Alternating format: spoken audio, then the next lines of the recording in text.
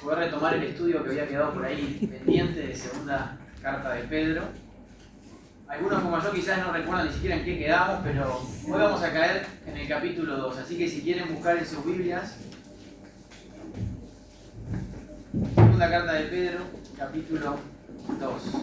En el capítulo anterior, es decir, el capítulo 1, Pedro nos anima a permanecer fuertes o firmes en la palabra, ¿no? A permanecer firme en la palabra profética y a poder crecer también en el conocimiento de Cristo. Es un desafío que como iglesia tenemos todos, ¿no? Un desafío que debemos cumplirlo día a día. No es algo que diga acá hoy sí, a partir de ahora para siempre ya estoy firme, sino que es algo que cotidianamente tenemos que aplicarlo en nuestra vida. Pero apenas comienza ya el capítulo 2, es como que Pedro cambia un poco el tono, ¿no? Y nos presenta una advertencia. Nos dice que el mayor peligro para la iglesia no siempre es la persecución, sino que muchas veces aparece por la corrupción interna. Y a lo largo de la historia hemos visto que eso ha causado estragos en la iglesia, ¿no? Muchas veces creemos eso, que la persecución es lo que perjudica a la iglesia de alguna forma. Sin embargo, vemos que a veces en la persecución es cuando la iglesia más se fortalece. Sin embargo, hay un peligro que viene de adentro y por eso es tan complicado, porque muchas veces no lo vemos venir. Y es básicamente de lo que nos va a hablar Pedro. Él hace como un contraste intencional, ¿no? Nos viene hablando de eso, de poder permanecer firme, de poder conocer a Cristo, y ahora nos presenta esta advertencia. De alguna forma Pedro quiere que entendamos que la verdad siempre debe de ser cuidada. Y eso implica un sacrificio, ¿no? Por parte de nosotros. Dios también, vamos a ver en este capítulo que Él no es indiferente a cuando su pueblo es engañado. Y ha pasado a lo largo de la historia y lo vamos a ver ahora, pero también sigue pasando y por supuesto que también va a seguir pasando. Así que vamos al versículo 1 del capítulo 2. Hoy vamos a ver desde el versículo 1 al 9 si llegamos. Eso vamos a intentar.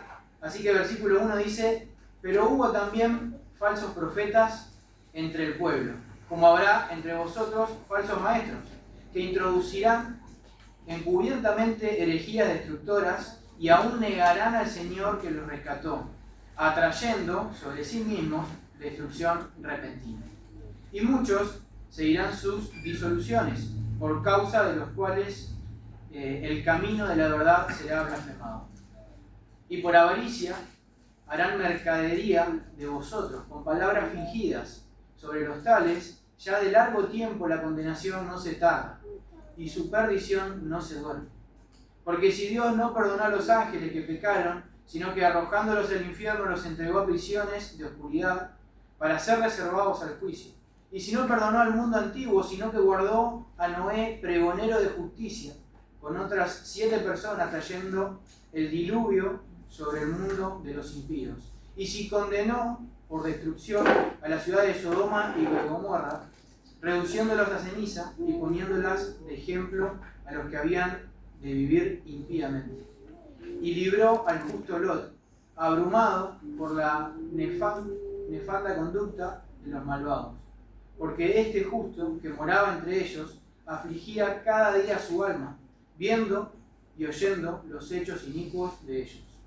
Sabe el Señor librar de tentación a los piadosos y reservar a los injustos para ser castigados en el día del juicio. Hasta ahí. Qué capítulo lindo de ver, ¿no? Pero sin duda que de este capítulo vamos a sacar varias enseñanzas, muchas otras van a quedar por ahí, quizás para seguir meditando en nuestras casas. Pero comienza el capítulo haciendo esa advertencia. Dice: pero hubo también falsos profetas en el pueblo, hablando del pueblo de Israel. Hace como esa conexión en la historia y dice, bueno, en el pueblo también hubo falsos profetas, como habrá entre vosotros falsos maestros. El error no es nuevo, no es algo que están inventando, sino que es algo que ha pasado siempre y algo que va a seguir pasando. De hecho, en Jeremías 23:16 dice: así ha dicho Jehová de los ejércitos, no escuchéis la palabra de los profetas que os profetizan, os alimentan con vanas esperanzas. Hablan visión de su propio corazón, no de la boca de Jehová. Y es lo que estaba pasando, y es lo que iba a pasar. Iban a hablar palabras y cosas que no provenían de Dios, sino que eran cosas de su propio corazón. El peligro viene desde adentro. Y eso es lo complicado. De alguna forma, Pedro nos está advirtiendo lo mismo que Pablo nos dijo en Hechos capítulo 20, cuando se despide de los ancianos, le dice: vendrán lobos rapaces que se levantarán de entre vosotros. Estos falsos maestros de alguna forma tomaban una posición en la iglesia. Quizás tomaban a cargo un ministerio.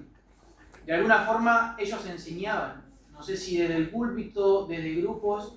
De alguna forma ellos buscaban la forma de introducir levemente aquellas falsas enseñanzas. Se presentaban como ministros del Evangelio.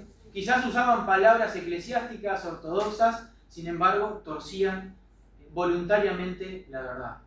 Directamente se presentaban como creyentes fieles, sin embargo, no lo eran. Y eso es lo difícil. Porque si uno entiende, cuando alguien nos está enseñando que es ateo, que es agnóstico, quizás se profesa que no cree en Dios, ya como que tenemos una barrera, no prestamos atención. Sin embargo, cuando alguien se presenta como fiel hijo de Dios y nos quiere enseñar algo, muchas veces sacamos nuestro escudo y escuchamos y recibimos, y a veces ni siquiera discernimos si lo que está diciendo está bien o no. Porque es difícil entender, ¿no? Muchas veces se usa la palabra, se usa la Biblia, sin embargo, lo hacen de una forma equivocada. Son maestros del engaño, no son personas que improvisan, sino que estudian la palabra para poder enseñarla, pero de una forma que no es correcta. Quizás hasta a veces llevan la Biblia, usan palabras elocuentes, sin embargo, Pedro nos dice que van a traer destrucción a la iglesia. Y Pablo lo describe como lobos rapaces, que son astutos, que saben lo que hacen. No se presentan como una rebelión abierta contra la iglesia, sino que lo hacen de forma sutil. Y de alguna forma presentan algo como una enseñanza alternativa, quizás otra interpretación del pasaje que no habíamos visto. Algo que parece nuevo, que es atractivo porque nunca lo habíamos prestado atención, sin embargo es una enseñanza que no proviene de Dios. Por eso y por esta razón, la iglesia debe de examinar lo que se enseña. Todos tenemos ese deber, ¿no? Poder, como decía ahí los hermanos, debería poder escudriñar en la palabra lo que está enseñándose y cada uno ver que lo que se enseña va acorde a lo que Dios nos quiere enseñar a nosotros. Ese es el deber que tenemos, poder examinar y poder ver que lo que estamos aprendiendo realmente proviene de Dios. Pedro es consciente de este peligro y lo que esto implica, que estos falsos maestros van a surgir. Y lo que a mí me hace pensar un poco y me hace como ponerme alerta es que quizás al leer esta carta que había enviado Pedro, los falsos maestros estaban ahí dentro de la iglesia, quizás la estaban leyendo juntos. Y eso es lo que nos tiene que llamar la atención, ¿no? Que los falsos maestros quizás pueden estar acá entre nosotros, quizás pueden surgir y no los vemos. Sin embargo, puede pasar. Y es una advertencia que Pedro nos hace y que cada uno de nosotros debemos examinar nuestro corazón y poder prestar atención a esto. Ahora el versículo 1 continúa, la parte 2 dice que introducirán encubiertamente herejías destructoras y aún negarán al Señor que los rescató, atrayendo sobre sí mismos destrucción repentina. Y ahí dice encubiertamente. Y es que el error entra lentamente. Por ahí leía una ilustración, ¿no?, de una represa. Una represa cuando apenas se ve una pequeña rajadura que parece inofensiva, que no hace ningún daño, quizás ni siquiera se está filtrando agua, pero que si no es tratada a tiempo, esa pequeña rajadura puede traer la destrucción total de esa represa. Así pasa también en la vida, primeramente de cada uno de nosotros, y después repercute en la vida de la iglesia. Si no tratamos esto a su debido tiempo y de la forma que Pedro lo dice, correctamente, puede traer destrucción a la iglesia. Vemos que la palabra encubiertamente indica como de alguna forma gradualidad, sutileza y engaño progresivo. No es que van a traer una verdad totalmente distinta a la que enseñamos así de forma contundente, sino que sutilmente van introduciendo una verdad que no es verdad, ¿no? Un engaño que es progresivo. Es una mezcla entre la verdad y la mentira. Esas pequeñas verdades a media, ¿verdad? Que usan la palabra incluso, pero que la tuercen para que digan otra cosa. Y eso es lo difícil, porque nos cuesta a veces discernir entre eso, porque una parte del mensaje es verdad, pero otra parte o alguna aplicación quizás no es correcta. Muchas veces, y en este tiempo en el que escribe Pedro, algunos negaban que Cristo era Dios. Algunos negaban de la eficacia de sus sacrificios. Otros negaban quizás el sacrificio por nosotros, que la sangre de Cristo era eficaz para poder perdonarnos nuestros pecados. Y así un montón de otras quizás herejías y que vemos hoy en día. Algunas sectas que dicen que Jesús no es Dios, que su sacrificio en la cruz no es suficiente, que debemos hacer buenas obras y así un montón de cosas. Lo difícil y lo que vivimos hoy en día es que estos mensajes no necesitamos ir a una iglesia o a algún lugar para escucharlos, sino que muchas veces están en nuestro celular, en YouTube, en las redes sociales, y a veces lo escuchamos y si no conocemos a la persona es difícil distinguirlo. Sin embargo, allí se nos llama a poder nosotros mismos escudriñar en la palabra y poder entrenar ese discernimiento y poder recibir lo que realmente es de Dios y lo que no, poder desecharlo. ¿Por qué? Porque dice que esas enseñanzas son destructoras. Afecta la fe de la persona y la vida misma del cuerpo como iglesia.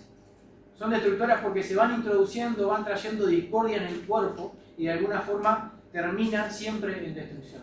Por eso hay que tratarlo. Lo peor de estos falsos maestros no es que, como dice ahí, llegan a negar al dueño que los compró.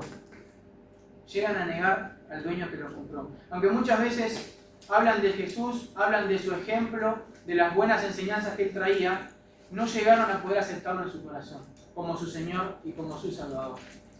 Y eso es difícil, ¿no? Y nosotros pensamos en esto, en que muchas veces incluso predican de Jesús, sin embargo, en su vida no hay un cambio, no llegan a poder confesarlo como Dios y único Salvador. Y ahí donde la Reina Valera dice rescató, otras versiones como la NTV y algunas otras dicen compró. Y debemos prestar atención a esta palabra, ¿no? Porque estos falsos maestros dice que fueron comprados por el Señor, pero nunca habían sido redimidos. Y es que el Nuevo Testamento distingue de alguna forma contundente entre lo que es compró y comprar, que Cristo nos compró y por su muerte en la cruz compró el mundo entero y tenía poder para poder redimirlo. Sin embargo, no todos son redimidos, como algunos dicen, sino que la redención se aplica y se hace efectiva en la persona cuando esa persona reconoce su pecado y reconoce que necesita un Salvador. Y quizás hoy esa es tu realidad. Muchas veces escuchaste la palabra, muchas veces escuchaste el Evangelio, sabés que Jesús murió en la cruz, sin embargo no te apropiaste de ese mensaje. No recibiste el Evangelio como tal y no lo aceptaste en tu corazón. No quiere decir que seas un falso maestro, ni mucho menos, sino simplemente que somos pecadores, que estamos por naturaleza lejos de Dios, pero que el sacrificio de Cristo en la cruz tiene poder para poder rescatarte de esa vana manera de vivir, de poder vivir en continuo pecado y poder ser rescatado y ahora ser llamado hijo de Dios. Y también disfrutar de los beneficios que trae el ser un hijo de Dios, que Pedro lo va a explicar un poco más adelante. Así que vemos que estos falsos maestros habían negado al Señor que los compró. Nunca quizás fueron hijos de Dios.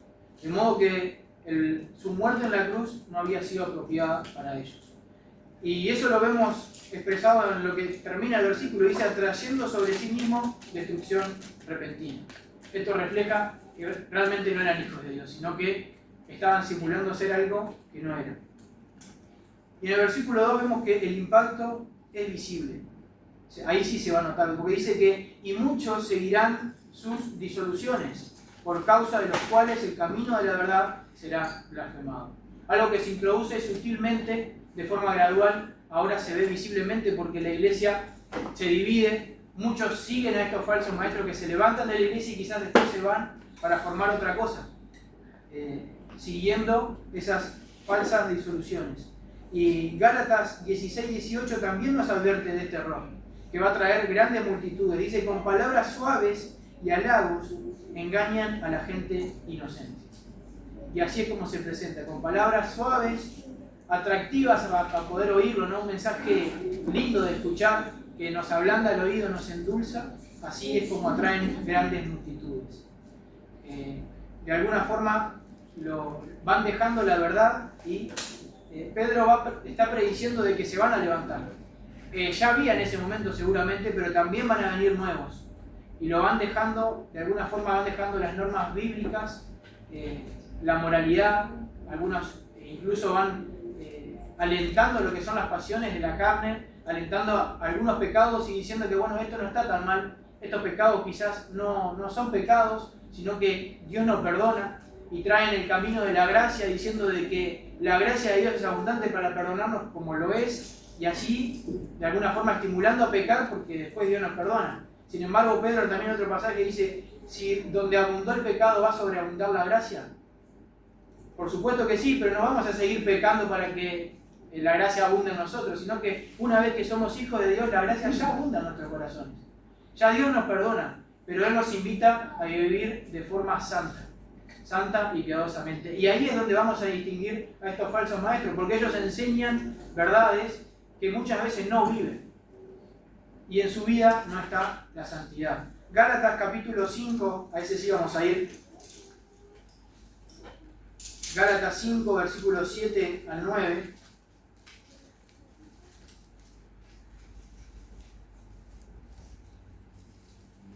Dice, vosotros corrías bien. ¿Quién os estorbó para no obedecer la verdad? Esta persuasión no procede de aquel que os llama.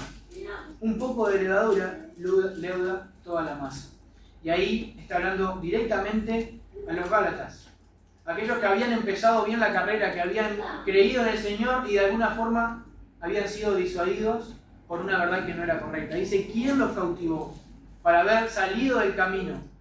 Y nos dice que un poco de levadura leuda toda la masa. Un poco de engaño puede traer perdición a todo el cuerpo, a toda la iglesia. Por eso debemos prestar atención a esto y tratarlo de una forma adecuada y prontamente. No dejar pasar porque en cualquier momento eso puede traer destrucción a nuestra vida. El resultado de todo esto es que el camino de la verdad de alguna forma es denigrado, es pisoteado. Y los que no son creyentes adquieren de alguna forma un profundo rechazo hacia el cristianismo. ¿Por qué? Porque en otros lugares se me predica que puedo hacer lo que quiero y que Dios me perdona. Sin embargo, ustedes están predicando que Dios trae juicio sobre el pecado y eso no es bien recibido. Entonces debemos prestar atención a esto. El versículo 3 nos habla del corazón de aquellos engañadores. Dice que por avaricia harán mercadería de vosotros, con palabras fingidas. Sobre los tales ya de largo tiempo la condenación no se tarda y su perdición no se duerme. Allí nos revela cuál es la verdadera intención. Dice, por avaricia harán mercadería de vosotros. Estos falsos maestros son codiciosos.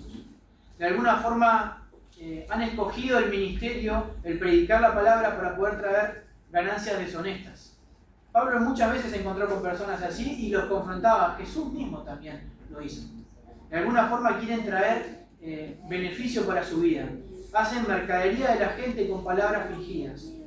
Y de alguna forma vemos esa manipulación espiritual. Algunos hoy en día también predican de ese evangelio de la prosperidad, que cuando uno pone, el Señor multiplica. Y así traen también beneficios a su bolsillo.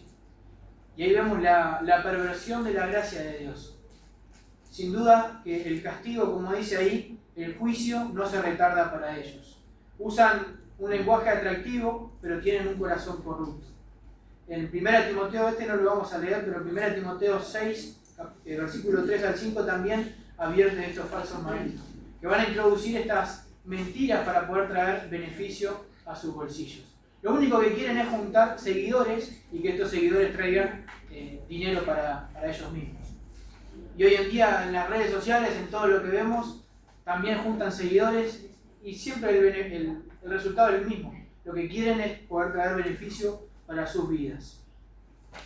Versículo 3, la parte 2, dice, desde hace mucho tiempo su condenación no se tarda. Y sin duda que estos falsos maestros no se van a escapar. Como Dios trajo también castigo a otros falsos maestros que vamos a ver más adelante también, a otros ejemplos, allí llegará el juicio, la sentencia y la condenación para estos falsos maestros. Su perdición, dice ahí, no se duerme.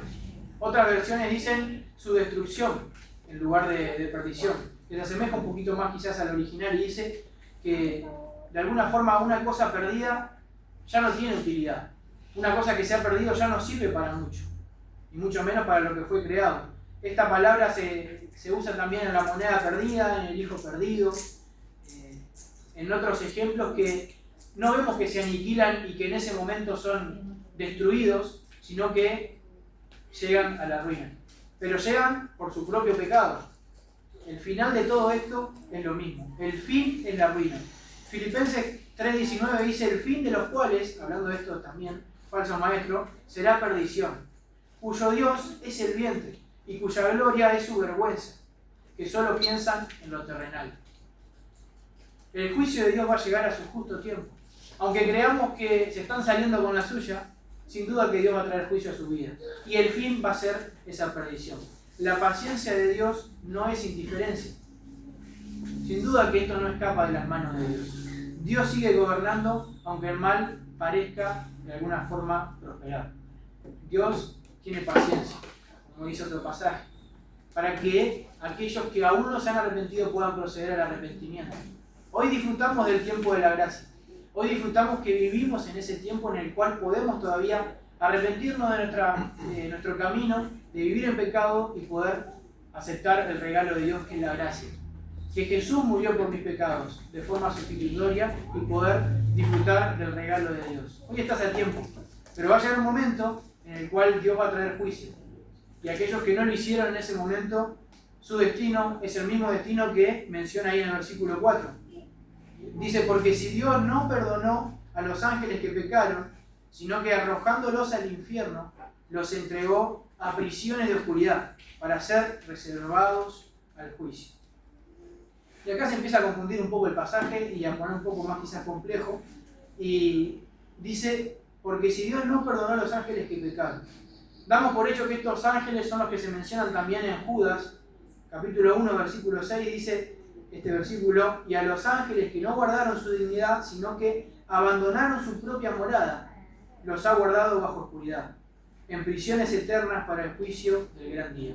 Estos ángeles que habían decidido voluntariamente dejar aquel lugar santo, aquella divinidad que habían sido creados, pero con libre elección, voluntariamente habían decidido dejar su propia morada y entregarse al pecado. Dice que el Señor a ellos los entregó, los dejó, los apartó para el juicio del gran día.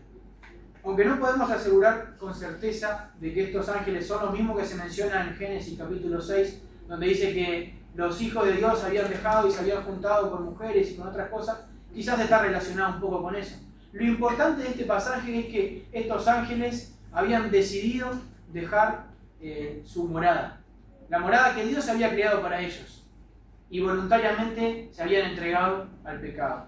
Y dice que Dios no perdonó. Dice: porque si Dios no los perdonó, sino que arrojándolos al infierno los entregó a prisiones de oscuridad para ser reservados al juicio. Ellos también van a tener su castigo. Ellos también van a ser castigados por lo que hicieron. Y esto me llama un poco la atención y me hace pensar en que el estatus no me exime del juicio. Quizás pensarme que estoy por encima de Dios, por supuesto que no me va a eximir del juicio. En algún momento va a traer perdición a mi vida. Dios es absolutamente santo y su santidad es innegociable. Por lo tanto, también va a traer juicio a esos ángeles. Y los ejemplos siguen. Versículo 5 dice: y si no perdonó al mundo antiguo, sino que guardó a Noé, pregonero de justicia, con otras 7 personas que era la familia, trayendo el diluvio sobre el mundo de los impíos. Dice que no los perdonó. Y ahí vemos que Génesis nos describe cómo eran esas personas que vivían ahí en ese tiempo antes del diluvio. Dice que cada imaginación de los pensamientos de su corazón era solo el continuo al mal. Su corazón era de continuo al mal. Lo único que pensaban y que hacían constantemente era el mal. Sin embargo, vemos que hay una luz de esperanza, porque ahí se describe a Noé como pregonero de justicia, como alguien que había traído justicia también y que predicaba la justicia. Sin embargo, las personas allí no se habían arrepentido. Tuvieron tiempo de hacerlo, como hoy vos y yo también tenemos tiempo de hacerlo. Quizás nosotros hoy no somos un Noé que vamos a construir un arca, pero también somos llamados a pregonar la justicia, a predicar de que el juicio de Dios es inminente y que va a venir sobre aquellos que no han recibido la palabra de Dios. Y también tenemos el desafío de aquellos que quizás han escuchado esto, de arrepentirse a tiempo, porque un día las puertas se van a cerrar. Así como las puertas del arca se cerraron, que Dios mismo las cerró, y no se volvió a abrir hasta que pasó todo el diluvio. Así va a pasar también con el tiempo de la gracia. Se va a terminar y va a venir el juicio de Dios. Entonces la pregunta para cada uno de nosotros es si ya hemos recibido esa gracia de parte de Dios. Y si ya lo hemos hecho, si estamos predicando la palabra de Dios, para que aquellos que aún no lo han hecho puedan recibirla a tiempo. Dice que solo Noé y su familia hallaron el favor ante los ojos de Dios. Dios juzga la corrupción global. El mundo entero estaba de continuo al mal, dice la palabra. Pero Dios siempre preserva a los fieles. Dios no destruyó todo el mundo, sino que había 7 personas de todo el mundo que hallaron gracia delante de Dios. Y Dios los preservó. La justicia de Dios siempre tiene testigos también. Noé fue testigo de la justicia de Dios. También de su gracia, porque tuvo el tiempo de gracia. Pero él vio cómo Dios trajo justicia a un mundo que parecía totalmente injusto y que parecía que el mal prevalecía sobre todos. Y este ejemplo de Noé también nos hace pensar que ser minoría no siempre significa estar equivocado. Noé quizás era el único que pregonaba la justicia. Ante una gran multitud que quizás se burlaron, que quizás pensaron que estaba loco porque nunca había llovido, por millones de causas. Sin embargo, él era minoría, pero estaba con la verdad. Y así quizás nos puede pasar a nosotros. Quizás somos minoría en nuestra familia, quizás somos minoría en el entorno en el cual nos movemos. Sin embargo, eso no quiere decir de que estemos equivocados, sino que Dios quiere que compartamos de este juicio que va a venir, pero también de la gracia que disfrutamos en él. Y seguimos con los ejemplos. Versículo 6 dice: y si condenó por destrucción a las ciudades de Sodoma y de Gomorra, reduciéndolas a cenizas, y poniéndola por ejemplo a los que habían de vivir impíamente. Condenó, gracias, lo necesitaba. Condenó, dice, por destrucción a las ciudades de Sodoma y de Gomorra. El tercer ejemplo vemos que es Sodoma y Gomorra, un ejemplo que quizás todos conocemos. Vemos que el juicio implacable de Dios viene de una forma repentina y de una forma de destrucción. Dice que no quedaron nada, cenizas en ese lugar. Estas dos ciudades que están cerca ahí del Mar Muerto, o estaban en su momento, el lugar exacto nadie lo sabe porque la destrucción fue total y no quedó nada. Dice que Dios trajo juicio. Dios trajo un juicio que era inminente.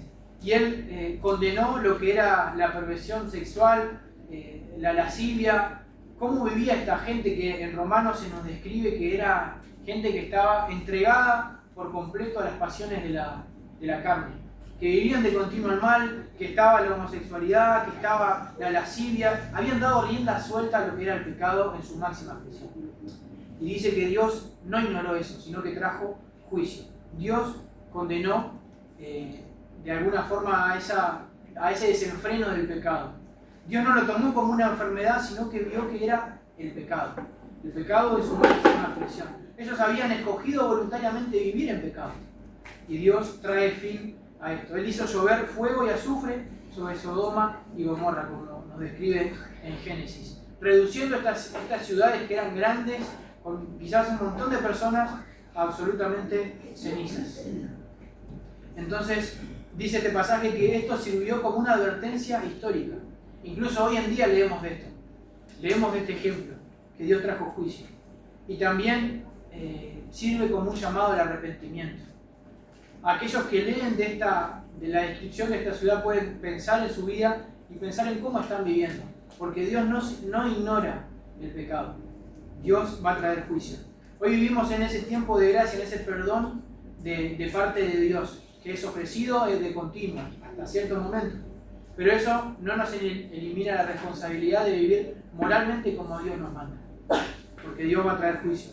Pero, al igual que en el ejemplo de Noé, hay también una luz de esperanza, porque en el versículo 7 y 8 se nos menciona que en esa ciudad vivía el justo Lot. Dice, y libró al justo Lot, abrumado por la nefanda conducta de los malvados. Porque este justo, que moraba entre ellos, afligía cada día su alma justa, viendo y oyendo los hechos inicuos de ellos. Qué increíble, ¿no? Libró al justo Lot. el mismo Dios que lanza destrucción sobre los impíos, también rescata al justo. Y Pedro lo ilustra ahí mediante la experiencia que vivió Lot. Ahora, si nosotros nos quedásemos con la descripción de Génesis acerca de Lot, cualquiera de nosotros podría pensar que Lot ni siquiera era creyente. Pensaríamos que Lot es un oportunista que decidió por sus beneficios propios irse a vivir ahí a Sodoma y Gomorra con tal de poder tener un nombre, con tal de poder juntar ganancias para sí mismo.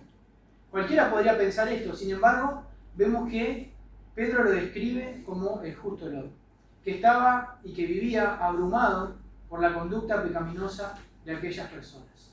Pedro, en la inspiración divina de parte de Dios, nos describe a Lot como alguien que vivía sufriendo y viendo cómo la gente era entregado al pecado de su máxima expresión. Entonces Dios vio que Lot tenía una fe genuina y que amaba la justicia y aborrecía el pecado. Y eso nos llama la atención y nos hace pensar en que Dios ve el corazón afligido. Dios ve mucho más allá de lo que nosotros podemos ver. Quizás nuestra imagen en Génesis acerca de Lot no es la correcta. Sin embargo, vemos que Dios ve el corazón. La justicia, de alguna forma, incluye en nosotros esa sensibilidad hacia el pecado. No somos indiferentes y no debemos serlo. Lot vivía en una sociedad totalmente corrompida, entregado por completo al pecado. Sin embargo, él sentía sensibilidad y su alma estaba abrumada cada día al ver que las personas estaban perdidas. Entonces, un creyente de alguna forma no debe amoldarse al pecado. Vivimos en una sociedad quizás que vive a flor de piel el pecado, sin embargo, no debemos amoldarnos a eso. Debemos estar sensibles hacia el pecado. Muchas veces nosotros también, obviamente, cometemos pecados, pero estamos sensibles a la voz de Dios y esas somos invitados. Y el versículo 9 nos trae una gran conclusión. El capítulo no termina ahí y va a seguir más adelante trayendo algunos otros ejemplos. Pero quiero terminarlo ahí con esa conclusión del versículo 9. Dice: sabe el Señor librar de tentación a los piadosos y reservar a los injustos para ser castigados el día del juicio. Esa es la gran conclusión. Sabe el Señor librar de tentación a los piadosos. Luego de un pasaje crudo, duro, en donde se nos habla plenamente del juicio de Dios, pero que también de alguna forma se nos va introduciendo esa luz de esperanza, de gracia de parte de Dios, la conclusión es que el Señor sabe librar a los piadosos. Sabe el Señor librar. Sabe librar de tentación, pero también traer castigo a aquellos impíos. Puede rescatar a su pueblo de las pruebas y al mismo tiempo reservar a aquellos injustos para el juicio que va a venir, que es inminente. Los malvados están reservados para el infierno. No nos toca a nosotros traer juicio, sino que nos toca esperar en la gracia de Dios. Confiar en que todo está en sus manos y que Él va a traer el justo juicio que solo Él puede traer. El infierno está reservado para ellos, para aquellos que se han decidido entregarse al pecado y que han decidido despreciar de alguna forma el regalo de Dios que es la gracia. Pero también vemos ese contraste de que nosotros tenemos una herencia guardada. Aquellos que hemos creído en el Señor somos guardados para esa herencia que es incorruptible, que nadie nos la puede quitar y que Dios nos ha regalado, que es vivir en gracia delante de Él. Y disfrutaremos de una eternidad a su lado. Entonces, estos falsos maestros, estos falsos profetas que en la antigüedad estuvieron y que van a estar, no se van a escapar. Como Dios castigó a esos otros falsos maestros, a otros también lo va a hacer con estas personas. Dios, algo que aprendemos también en este capítulo es que Dios no improvisa. Este versículo dice: Dios sabe. Dios sabe perfectamente guardar a los que son sus hijos. Lo hizo con Noé, lo hizo con Lot y lo hace con nosotros también. Dios sabe guardarnos de la tentación. Dios en ningún momento pierde el control. Dios libra a los suyos y Dios reserva también a los injustos para traer ese juicio. Quizás nosotros tenemos esa sed de justicia, ¿no? Esa sed de que Dios traiga ya la justicia, porque vemos injusticia en este mundo y queremos nosotros mismos impartir justicia. Sin embargo, la justicia que viene de parte de Dios es mucho más absoluta que la que nosotros podemos ofrecer. Nahum 1:7 dice: Jehová es bueno, fortaleza en el día de la angustia y conoce a los que en Él confían. Dios conoce perfectamente los corazones de cada uno de nosotros. Él conoce a los que en Él confían. Así que algunas aplicaciones que podemos sacar de este pasaje es que primeramente debemos cultivar el discernimiento bíblico intencional. Debemos escudriñar la palabra. Debemos estar prontos para que cuando alguien nos predique poder decir, bueno, esto proviene de parte de Dios o esto no proviene de parte de Dios. No todo mensaje cristiano es un mensaje bíblico. La palabra de Dios es la que debe hablarnos a nosotros. Y de alguna forma una pregunta que nos puede ayudar en esto es, ¿esto que estoy escuchando exalta a Cristo o exalta al predicador? Y de alguna forma vamos a poder separar. En segundo lugar, observar la vida, no solamente las palabras. Eso es difícil cuando lo hacemos mediante un video de YouTube. No conocemos quizás al que nos está predicando, pero el mensaje debe estar acompañado también de una vida en santidad. Una vida que acompañe lo que se está predicando. Pedro une la doctrina con la conducta. No se puede predicar y no vivir lo que estoy predicando. Es un desafío para nosotros. Obvio que nos equivocamos, obvio que no somos ejemplos, pero apuntamos a esa santidad que en Dios solamente podemos encontrar. Jesús mismo dijo, por sus frutos los conoceréis. Entonces debemos mirar el carácter de la persona y no solamente el carisma, no solamente las buenas palabras que escuchamos, sino también los hechos. Y valorar de alguna forma la integridad, la humildad y el servicio que esa persona hace, no solamente al predicar. Otra cosa que debemos hacer es resistir a la tentación de una fe cómoda. Debemos sacarnos de nuestra mente pensar que seguir a Dios va a ser algo fácil y algo que nos guste y que va a ser cómodo. En ningún momento Jesús dijo eso y Él mismo dijo que vamos a tener pruebas. Seguir a Jesús muchas veces nos va a producir dolores de cabeza. Vamos a tener momentos difíciles. Pablo decía a Timoteo, porque vendrá tiempo en cuando no sufrirán la sana doctrina. Vendrán momentos en los que no van a sufrir esto, sino que van a sufrir otra doctrina que van a querer introducir, donde muchos van a pensar que seguir a Cristo es algo fácil y algo liviano. Sin embargo, aceptar seguir a Cristo implica obediencia y negación personal. Implica que voy a negarme a mí mismo para poder obedecer a Cristo. No busquemos mensajes que de alguna forma confirmen lo que yo quiero escuchar, sino que muchas veces los mensajes tienen que ser desafiantes para nosotros. Es el Señor el que nos habla. En otro lugar vemos que debemos de confiar en la justicia de parte de Dios, aunque pensemos que el mal está prosperando. Y muchas veces es así, el mal progresa y trae personas y va reclutando gente. Sin embargo, el juicio es de parte de Dios. Y en Romanos se dice que mía es la venganza, yo pagaré, dice el Señor. No nos toca a nosotros, el Señor es el que va a traer la venganza y la justicia.